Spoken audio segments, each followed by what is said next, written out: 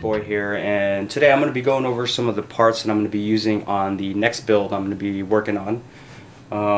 Hasn't been fully put together yet, so some of these parts are brand new. Some of them have been opened already and been tested. So let's start out with the components. First piece I used is the XFX 790i Ultra motherboard. Really good reviews on this. Some people have problems with it. I personally didn't have any problems with it.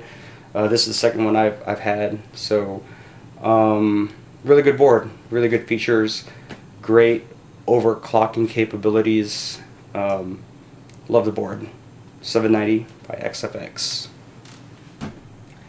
The processor I used is the Intel Core 2 Duo E8500. It is a 3.16 gigahertz, I believe, 3.16, 3.17. A little older though. I don't think it's the CO stepping. I don't know if you guys can see that. Let's see. But I actually bought this used from a person at the forum I actually frequent. Thanks, Daniel, if you're watching this. Great deal on this. Memory is going to be the Corsair Dominator DDR3 1600 megahertz, 2 gigabytes. The reason why I'm using 2 gigabytes is because this is going to be an XP machine.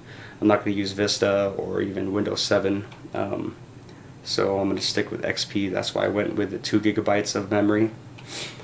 CPU cooler that I'm going to be using is the Sigmatech Dark Knights. This is the new version, which has the Core i7 brackets, and it doesn't use the push pins. It actually uses like actual brackets and screws and whatnot. So I went for this one. Heard really good things about this. Some of you may know a lot of the computer builders on YouTube actually use this, like TJ Harlow and whatnot. So Sigmatech Dark Knight. The graphics card I'm going to be using is it's by XFX. It is the GTX 260 Black Edition video card. It's factory overclocked to 666 megahertz, I believe. Don't really remember the actual specs of it, but I heard it was really good. I'm trying to get a hold of another one, but they seem to be either way too expensive or hard to find. But really good reviews on this, the XFX GTX 260 Black Edition. And to power everything, I'm going to be using the Corsair TX 750 watt power supply, non-modular of course. All the cables are connected. Really good reviews, good amperage, 12 volts, single, I believe, single 12 volt rails.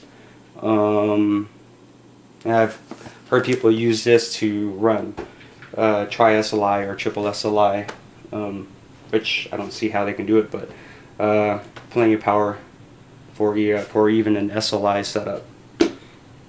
So that is the main components that I'm going to be using. The computer case I'm using to house all those components. I went with an old tower that I've used before, that I actually upgraded to another one, and this has been sitting in my closet for a while, so I'm going to be reusing this one. It's the Cooler Master RC690 or 690 mid-tower computer case. I think it's one of the best cases that Cooler Master put out just recently because of the airflow.